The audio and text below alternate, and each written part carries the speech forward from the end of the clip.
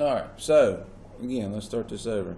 So at the top of your paper, let's put that this is the Econ and Personal Finance SOL 1E. And I would title it just like I have it on that PowerPoint, Characteristics of the Economies.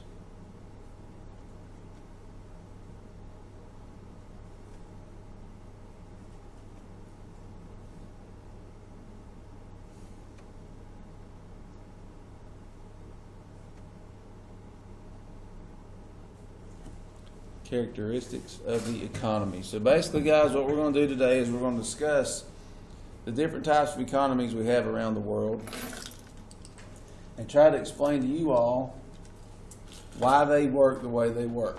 Okay? Now, before we get started with this, do any of you know how many different types of economies we have around the world? 4. Good, we have 4. You name them? Know any of them? I think he was just guessing on the 4. No, I heard him say 4. Well, there's 4 on the board. You have a free market or a market economy. You have a command, a traditional, and a mixed. Okay?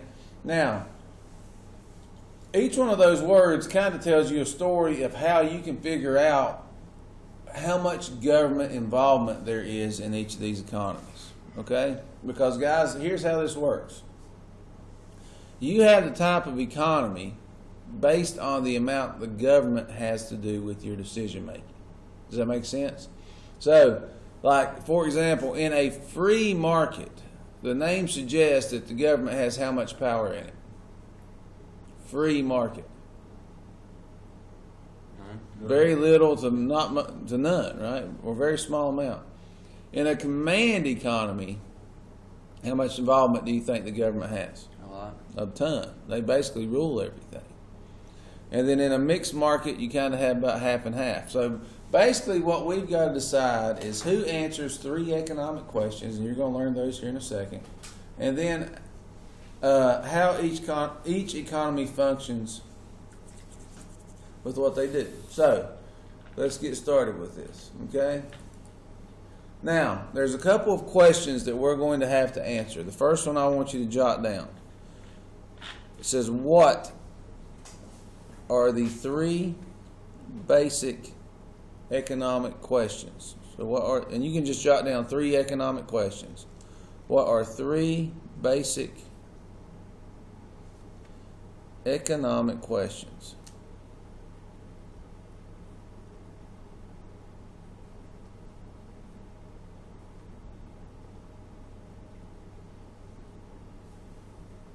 Okay?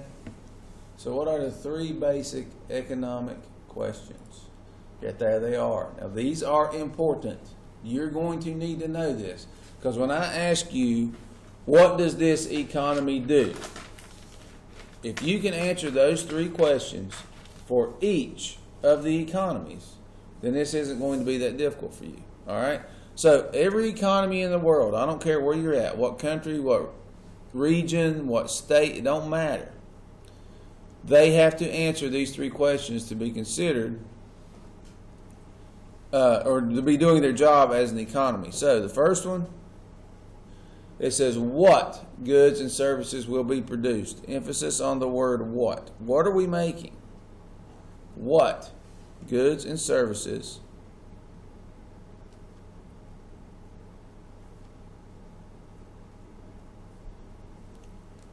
will be produced?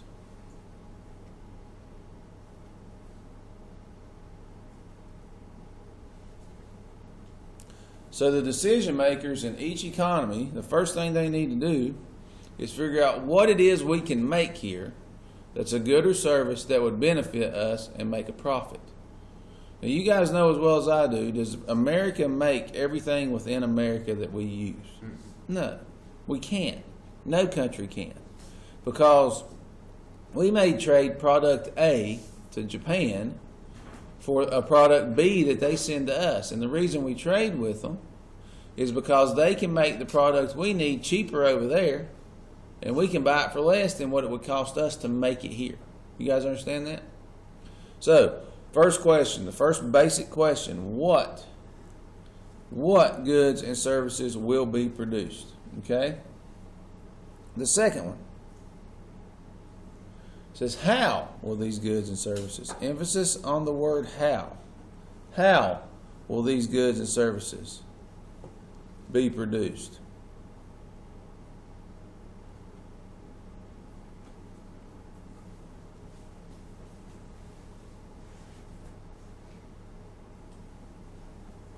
So how are we going to make them? And then the last one, or the last basic economic question, is who, emphasis on the word who, will consume these goods and services.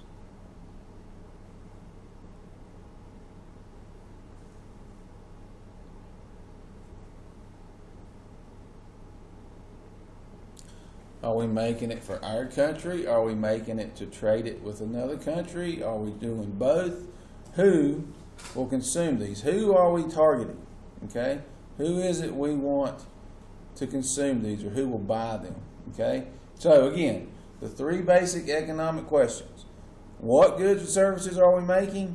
How are we going to go about making it? And then who are we making it for? You guys understand that? Simple enough?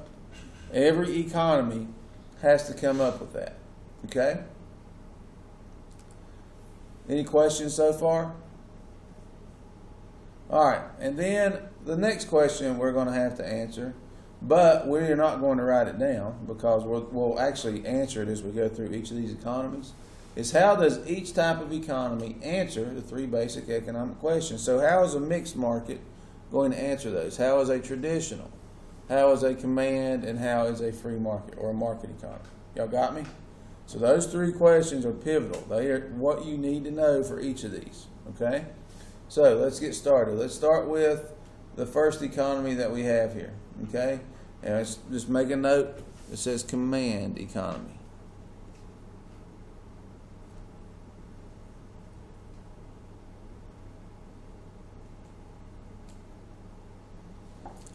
Now, I told you guys a minute ago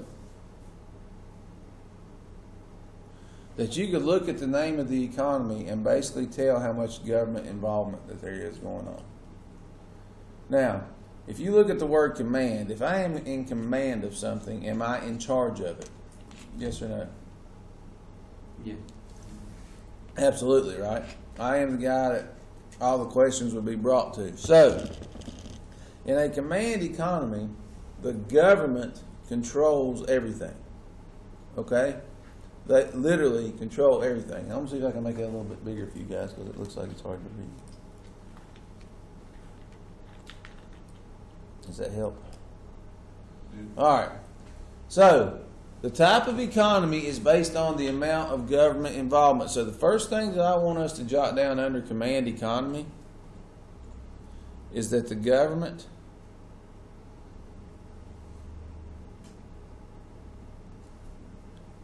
controls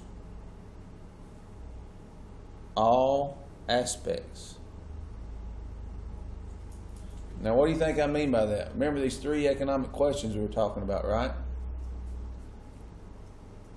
It says a command economy has to answer the what, how, and for who questions. So, if the government is controlling everything in a command economy, who is going to be answering the questions, what goods are we making, how are we going to make them, and who's going to be consuming them?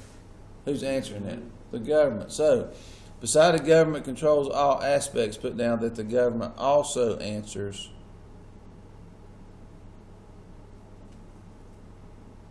the who, the how,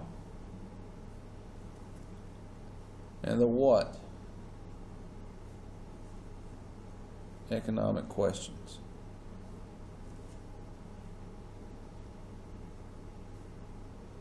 Now, let's expand a little bit on this command economy, okay? If the government is making every decision on who is making what, on how they are making it, and what they are making, are people that are living in there, consumers, people like you and I, people who buy things, are we going to have any type of choice in what we're getting to do in a command economy? No. No. The government is making all the decisions for us. You guys understand that? So, below command economy, and you know the little arrow here, write down that there is no consumer choice. The reason there is no consumer choice is because who's making all the decisions? They are. The government, not they, the government. Okay. Now, I put a flag beside of this of a nation. Do you guys have any clue whose flag that is? Shriners. It's the old Soviet Union, the USSR. They were a command economy. Okay? I know what you're saying. It looks similar to it. Yeah. But they were a command economy. The government ran everything about that nation's economy. They chose who made what, how they made it, and who got it. All right? So, that's a command economy. Any questions so far? Does that make sense? Talk to me if it don't. We good? All right. The next one we got here on the 4 types of economies we're going to deal with is a traditional economy. Okay, now this one is a little unique. I'm going to have to. If you'll notice, look at the picture that I put with it. What does that picture remind you of? Does it look like present day? No. What does it look like? The desert with mountains behind it. Yeah, but look at the picture. What are the humans wearing in it? Hardly anything. Yeah, it's one of those deals where I'm trying to get across the idea of a hunting and gathering society. Does that make sense?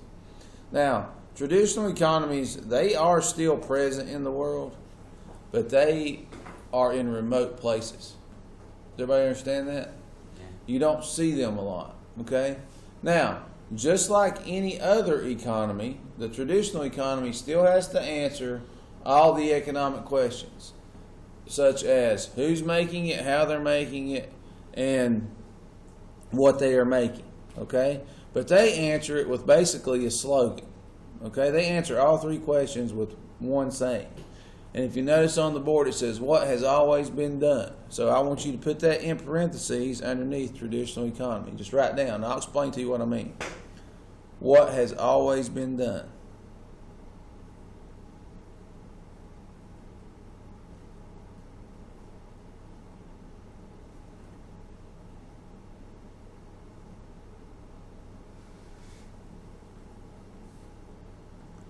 Now, here's what I mean by that.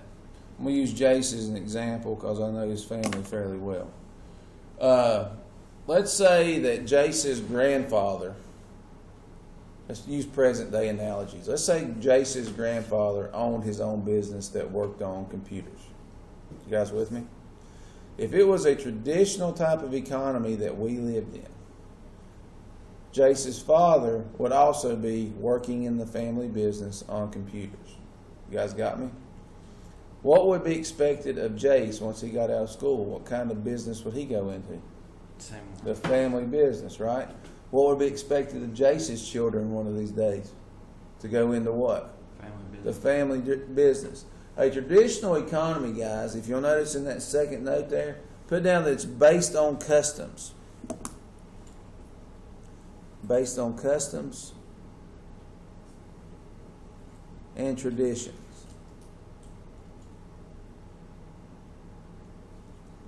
And you guys know what I mean by traditions, right? You guys probably have traditions that you have during like Christmas time, or you may go to a certain person's house and, you know, open gifts. You may go to a certain place over Thanksgiving. You know, you do it every year. So it's based on customs and traditions. Okay? So you do it the way it's always been done. Okay? So basically, guys, the next one says people are living like their ancestors. So basically, they just pass down their job from generation to generation to generation. Does everybody understand that? At the bottom there, it says it's generally passed from father to son or mother to daughter. So to make this easier, I would just put down that it's passed from one family member to another.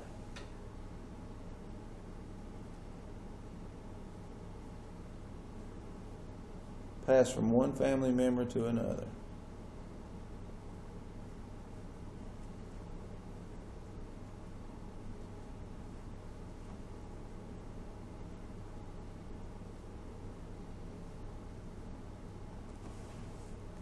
Okay?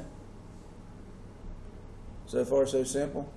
So when it comes to answering the question of what's being made, how they're making it, and who's making it, very simply put, in a traditional economy, they're just going to keep doing it the way they've always done it, right? Everybody good on those two? Tell me if you're not, guys. Okay. The third of the 4 types of economies is called a market economy. Okay? Now, in a market economy, this one is kind of unique. It's actually kind of long too. So, let's put down market economy. You'll also hear me refer to a market economy as a free market economy. Okay?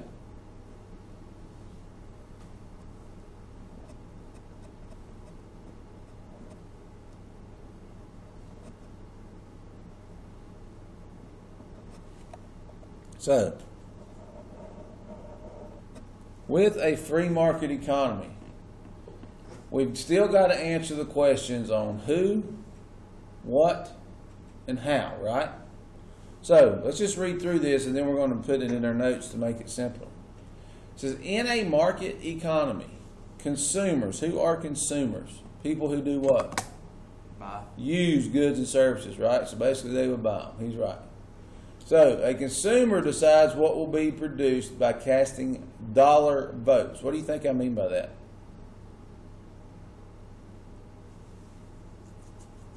I'm going to make businesses produce certain things. How would I make businesses do that as a consumer? You give them the money to buy something, do you? Not necessarily just buy something, but to buy certain things. Specific thing. Yes, very specific. Use the whole Doritos thing I gave you guys last week. If Walmart is selling 3 times the Doritos that they are any other chip, wouldn't it be smart for Walmart to put more Doritos out than any other chip to sell? Yeah. Yeah. So we as consumers dictate what things are being produced. We do that by supply and demand. If the demand for a product is really, really, really high, what are producers going to keep doing?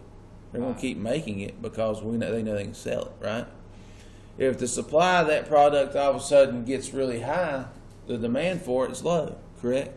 So they got to figure out another way to make it, okay? So, it says consumers decide what will be produced by casting their dollar vote. So, underneath market, what I would do is I'd write down the word what and then draw me a little equal sign.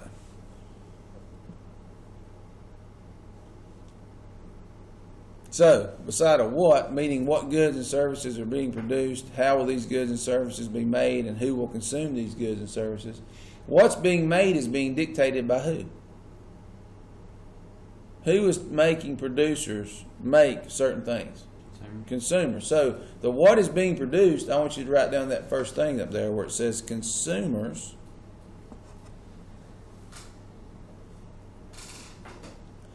decide what will be produced. Next to the equal sign? Yes, sir. Consumers decide what, and I would underline the word what there because that's answering our first economic question. Consumers decide what will be produced.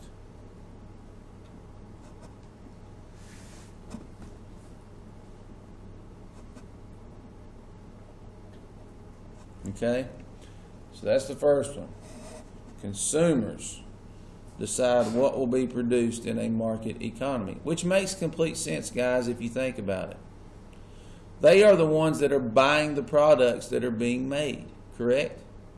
So if they're buying a whole lot of something, it would be intelligent of the producers or the businesses to keep producing it and not produce things that's not being sold. That's just good business, right? So the first economic question under market economy, what? We got consumers. Now, the second one says producers choose the most profitable method of production. So, it says how will these goods and services be made and who will consume these goods and services. So our next one we need to write down the word how. How are they going to be made? Just do the same thing. How and Yeah, an equal sign. Yeah, I'm trying to get you to where you'll answer these questions and understand what a market economy is too. You guys with me? So, how? It says that producers choose the most what method of production? What are they trying to do? To make the most what? Producers are trying to make the most what when they produce things? Money, which is profit. So they'll produce it in a profitable method. So how? I would put producers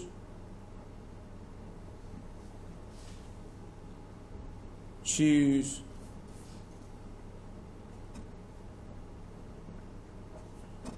most profitable method. What do I mean by that? What's profitable mean? make the most money. The most money, right? And guys, y'all are intelligent. If you all want to start a business one of these days, you're going to start a business that in hopes of making what? Money. Money. So you're going to produce a good or a service that you feel a lot of people are going to want, right? So how? They're going to do it in a way that be the most profitable. Okay? The next statement up there says that goods and services are consumed by those who are willing and able to pay the market price. So, I guess the last one we got to answer is who, right? Who is going to consume what's going on in a market economy? Consumers. The consumers. Well, not just, yes, you're right, but it's certain few, or not a certain few, but a certain way that they're going to consume it. It says that the ones that are first willing, so willingly means they're doing it because they want to, right? And then it says, and able to pay the market price. So you got to be two things before you can be a consumer. Obviously, you got to be willing to spend your money. And secondly, you have to be able. Does that make sense? So the who put down that they'll be consumed, not consumer, but consumed by individuals or people, either which way you want to put it, individuals who are willing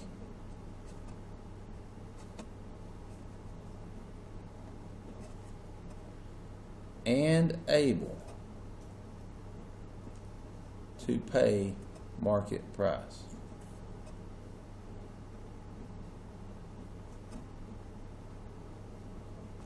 So obviously you're going to have a way of paying for it. Obviously have a job or some type of income to be able to pay for it.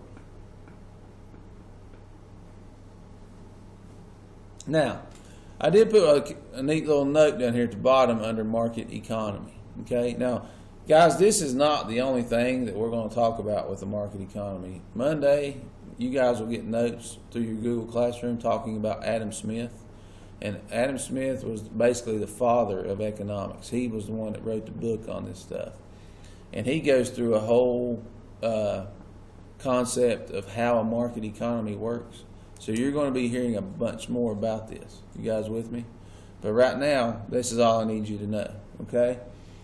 But at the bottom of your notes there, it says, in a market economy, scarce goods and services are allocated through the influence of prices on production and consumption decisions. Now, let's see if you understand what that means. Let's read that again and then see if we can figure it out.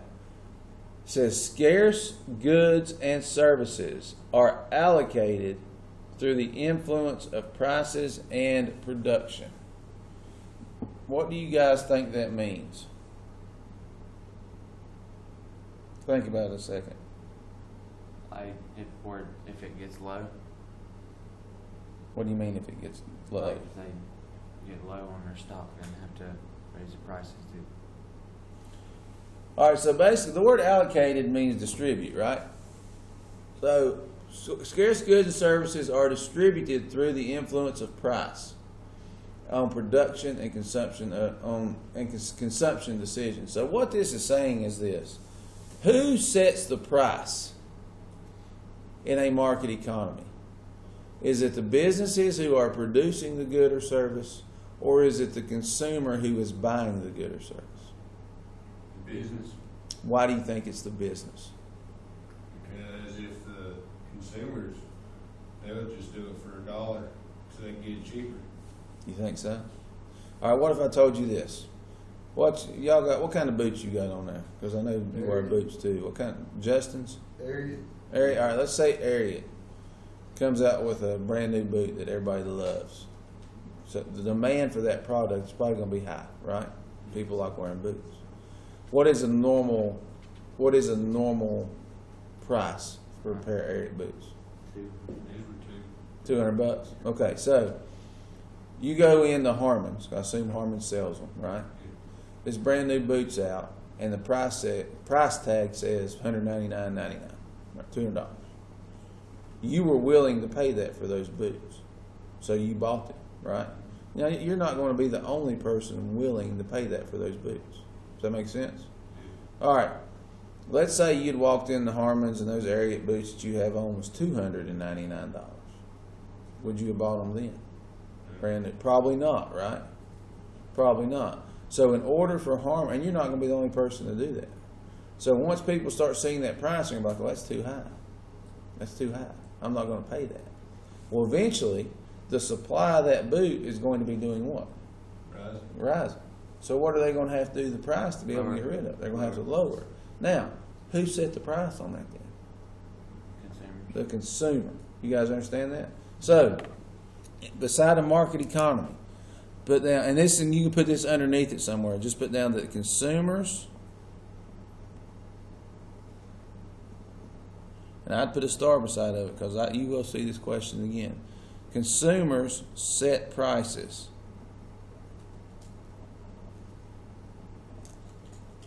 On goods and services. And I'll give you another example of this. One of these days, you guys are probably going to build a house or buy your own home, right? If you build your own home, are you going to let the first guy that comes and gives you an estimate build it? No. Or are you going to talk to 5 or 6 people, figure out which one can give you the best price? 5 or 6. Right, see what I mean? You set the price. You keep everybody in the same ballpark, okay, as far as money goes. Now, does anybody have any questions as far as the market economy? That's an important one. We're going to talk about the characteristics of it in the next section, about what all falls in place for a market economy. All right? So far so good. Are we good with those three? With a free market, you get the market with a command and with a traditional? We could tell them apart if we needed to. All right. Now, the last one we're going to talk about, I'll get my mouse to work here. Oh, I'm sorry. We're going to continue with the market. I didn't know I'd put this in here. Okay, so let's stay on the market side of this. I apologize. Move this over a little bit so you can see it. I know y'all, that's hard to see right there, probably, isn't it? Let's see if I got that little chart. I basically give you the characteristics of a market economy. And in that bullet there, there's 6 of them, right? I'm going to mention 5 of them that I'd like for you to remember, okay?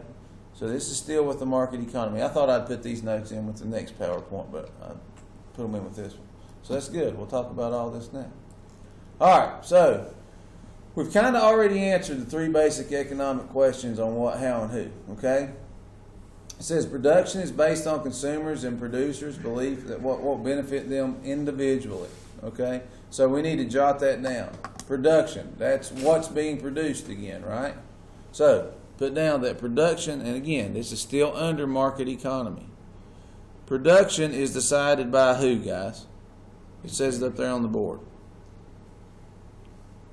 Production is based on decisions by who? Consumers and producers. So I would put in my notes, production equals decisions by consumers and producers. And who would be producers in this scenario? Businesses, right? So in parentheses, I'd probably just write the word businesses beside producers. Now it says they are making the decisions on what will be produced because they will do it based on what will benefit them individually, right? So, can you start a business today and start producing anything you would like? Yeah, you could. But you got to hope that it sells, right? So, in a market economy, production is based on the decisions of consumers and producers. They're going to make what they want to make. Consumers are going to buy what they want to buy. It's a free market, so how much government involvement is in it? None. Very little, if any, right? Now, it says businesses in a market economy. I want you to write down the word business, and then we're going to put a star beside of this. Underline it. Whatever you need to do. You will be asked this question again. Okay?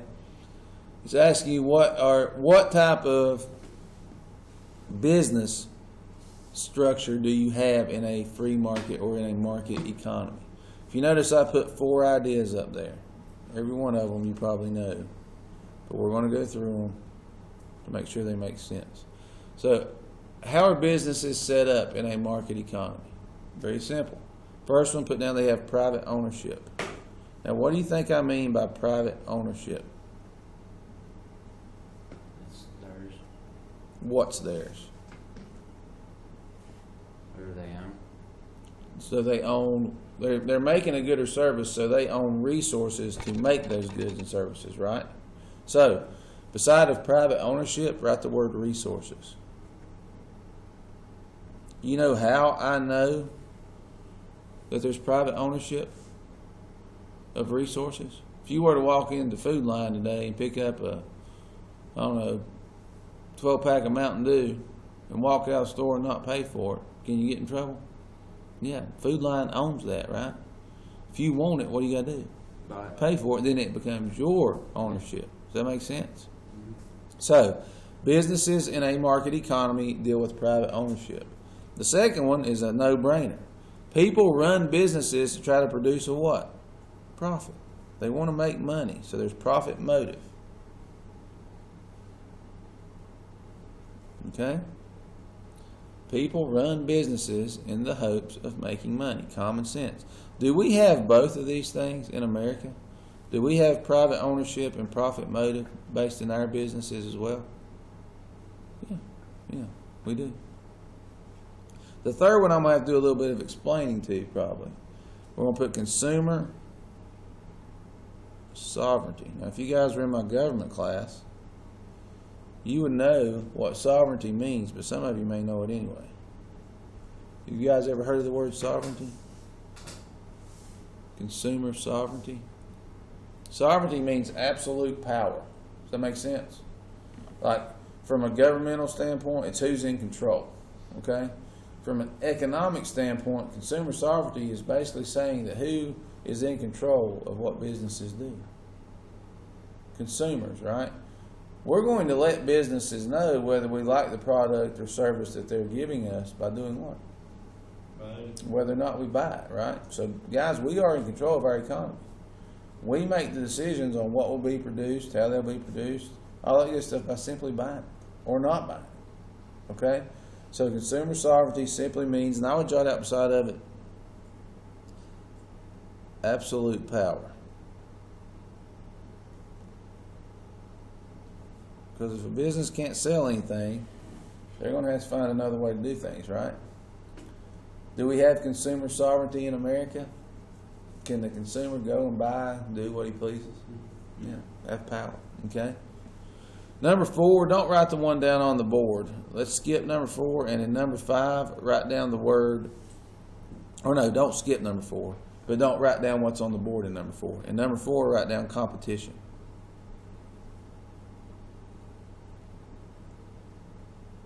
Okay? Now, is competition in an economic standpoint a good or bad thing? When businesses compete with one another for us, for consumers, is it good or bad? What do y'all think?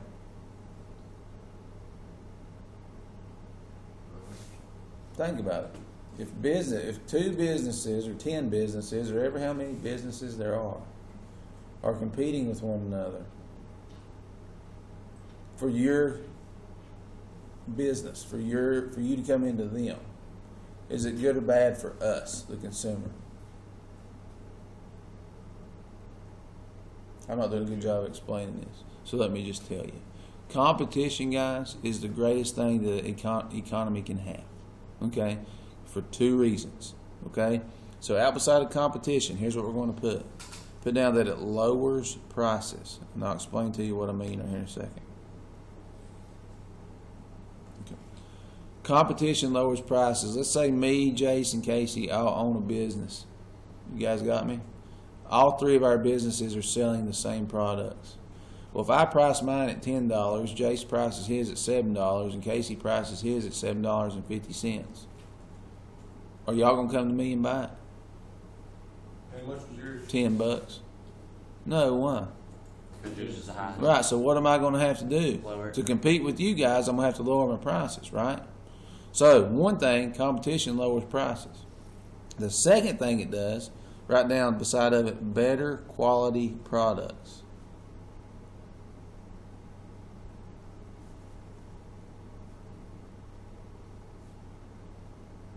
Now, same scenario. Let's say us three are running three different businesses, but we're selling the same type of products. If my product is of better quality than Jace's, can I afford to sell mine for maybe $8 where he can sell his for $7? Yeah, because it's of better quality. See what I'm saying? Well, if Jace wants to keep up and sell stuff, what had he better do to the quality of his product? He better make it better, right? So y'all see how competition is good for the consumer? It lowers prices and it gets better quality products. Okay? And then the last type of organization a business has, put down the words consumer choice.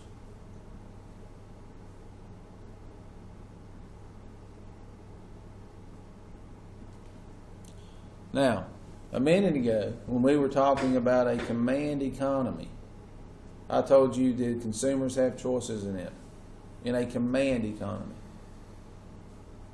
Yes or no?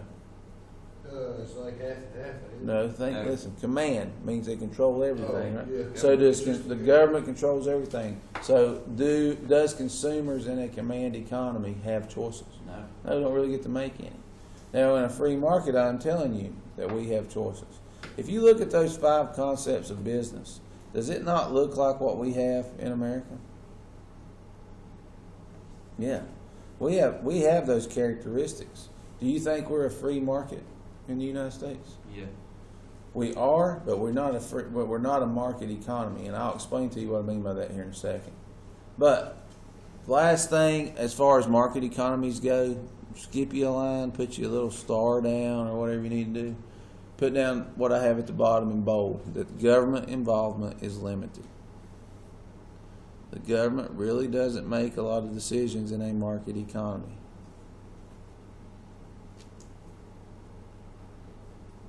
They do have some power to make decisions, but as far as what's being produced, how it's being produced, and who's producing it, they really kind of stay out of that. Okay? Now, I know that was a lot of information for a market economy, but it's one of the ones we're going to spend a lot of time on. Does anybody have any questions about that? We good there? All right. So now let's move to the very last of the 4 types of economies. If I can get to it. Yeah. And this is a mixed economy. Okay? So in your notes, just simply write mixed economy. And I know I'll give you guys a lot of notes today. I'm sorry, but these are kind of lengthy to get you to understand. So we have a mixed economy. Now, the very first thing I've put in your notes up there about a mixed economy, I said that it's a combination. Remember, the name of these economies will tell you how much government involvement there is. In a command economy, government controls almost everything, right? Free market or a market economy, government controls very little, right? In a mixed economy, how much involvement do you think the government has? Yeah, half and About half and half. And who's the other half would be producers and consumers, right? So, it says the United States is primarily a market economy. So what we just talked about, that free market stuff, it says the U.S. is primarily a market economy. However, since it has some elements of government involvement, such as taxation and regulation, it is also sometimes called a mixed economy. I want you guys to remember the U.S. economy as a mixed. So beside a mixed economy, write down USA. That way you know, okay, that's what we kind of have here in America. Do we have characteristics of a market? Absolutely. The biggest difference is our government makes some decisions, whereas in a free market, they don't. Y'all understand that? So most world economies are mixed economies and exist on a continuum, I spelled continuum wrong, between market and command. Okay? So, still got the three basic questions we have to answer. The what, the how, and the who. What are we making? How are we making it? Who are we making it for? So I have labeled these for you. Okay? Where's the rest of my notes?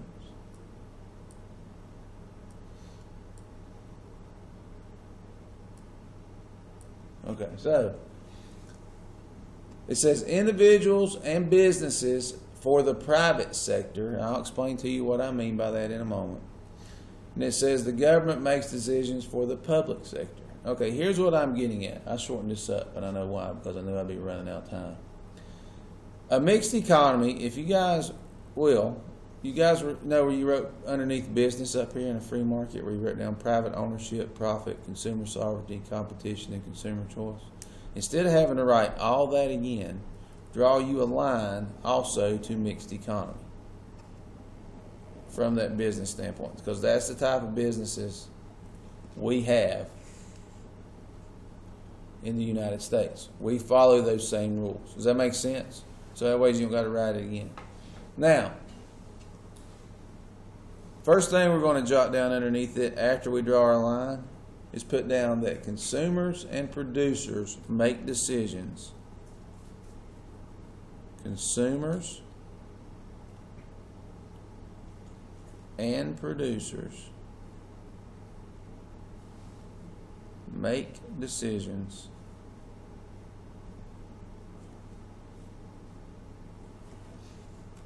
for the private sector.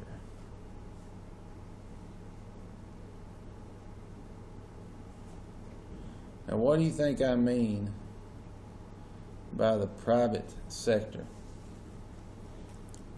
Here's exactly what I mean. In parentheses beside of that, write down the word households. So what I'm saying here, that in a mixed economy, consumers, people like you and me, and producers, which are businesses, make decisions for the private sector, which means that it's in your households.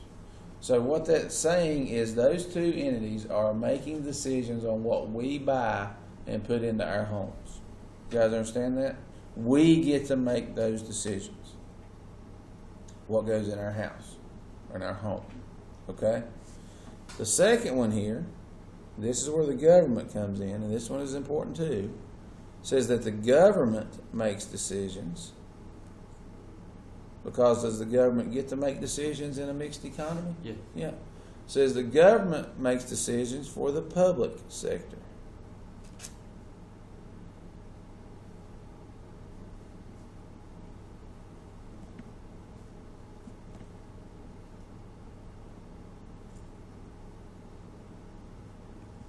And what do you think that means?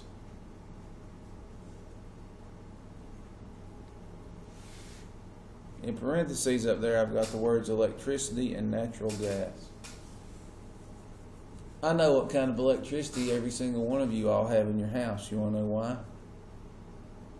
Because I have it in mine too, just like everybody else. We have AEP, right? The government decided that was the type of electricity we were going to use. The government decides what type of roads are being built. The government decides on things of that nature. You guys with me?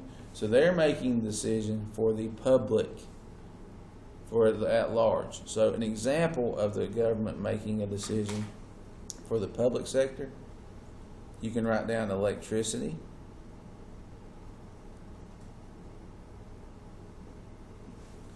and you can write down roads, because they're the ones making them for us. All right?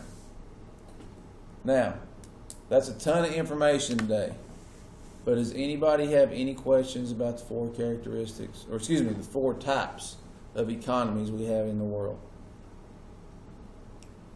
All right, Monday we will continue this and probably start talking a little bit about Adam Smith. So please, guys, make sure you are looking at your Google Classroom and keeping up, okay?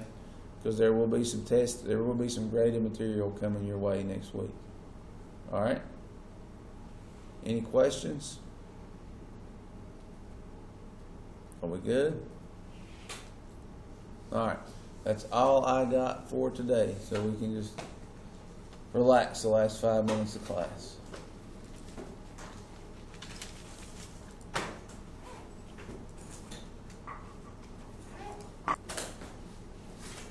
Regular academic classes, English, social studies, physical education.